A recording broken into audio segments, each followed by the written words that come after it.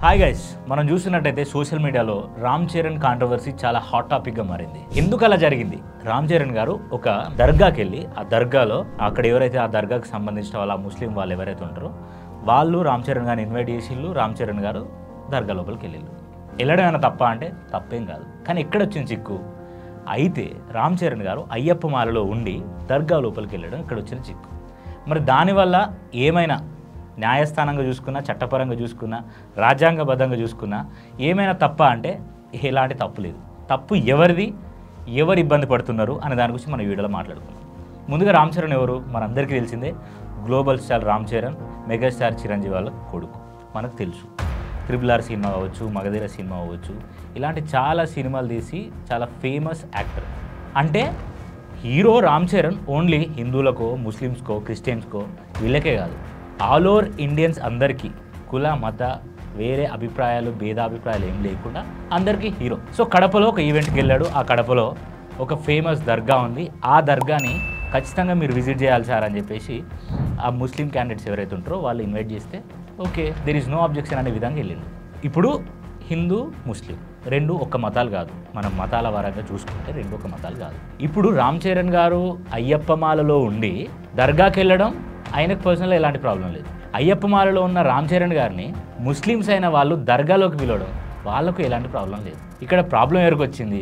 ఎవరైతే ఈ మత సంఘాలు, ఎవరైతే ఈ సనాతన ధర్మం తప్పే అంటే ధర్మపరంగా ఆ మాలలో ఉండి వెళ్ళడం తప్పే, కానీ ఎంతవరకు?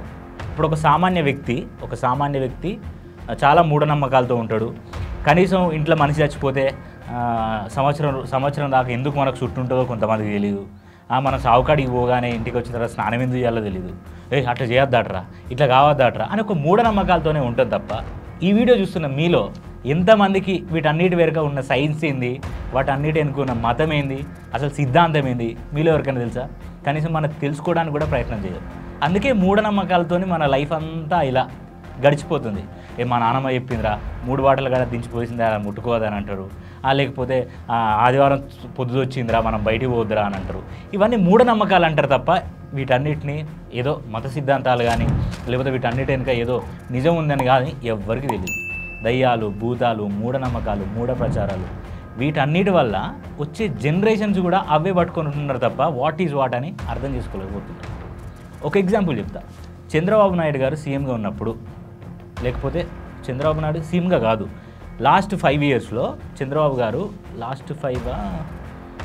మేబీ నాకు తెలిసి జగన్ గారు సీఎం అయిన తర్వాత అనుకుంటా, వాళ్ళ అమ్మగారు చనిపోతే సమ్మక్క సారక్క జాతర ఉంది కదా, ఆ జాతరకు వచ్చి 11 రోజులు కూడా కాలేదు ఆయన వచ్చి ఆయన ఎత్తు బెల్లాలు అవన్నీ అక్కడ సమర్పించుకున్నారు. మరి మనం నిజంగా చూసుకుంటే వాళ్ళ ఇంట్లో సొంత తల్లి చనిపోయింది. తల్లి చనిపోయినప్పుడు మరి దేవి దేవతల దగ్గరకు వస్తే చుట్టుముట్టినట్టు అవుతుంది కదా.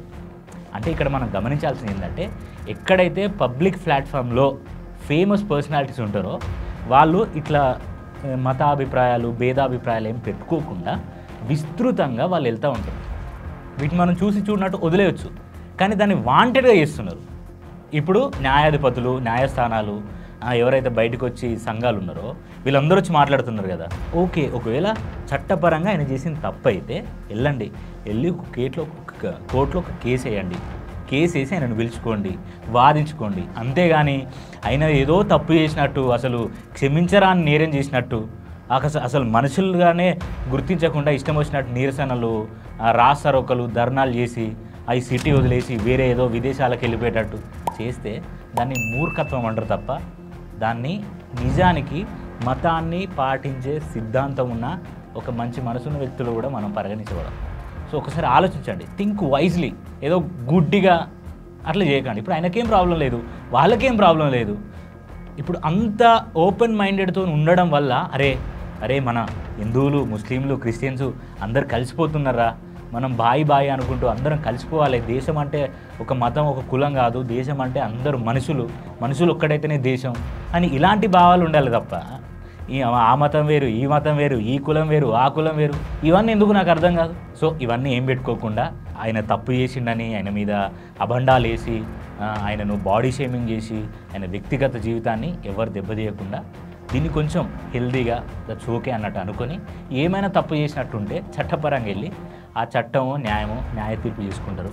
సో మీరెవ్వరూ ఫైట్ చేయకుండా ఉండాలని నా ఒపీనియన్. నా పరంగా అయితే అసలు ఎలాంటి తప్పు కానీ ఏం చేయలేదు, కలిసిపోవడమే నాకు కావాలి. రామ్ చరణ్ గారు అలా వెళ్ళడం మాత్రం ఎలాంటికి ముమ్మాటికి అస్సలు తప్పు కాదు.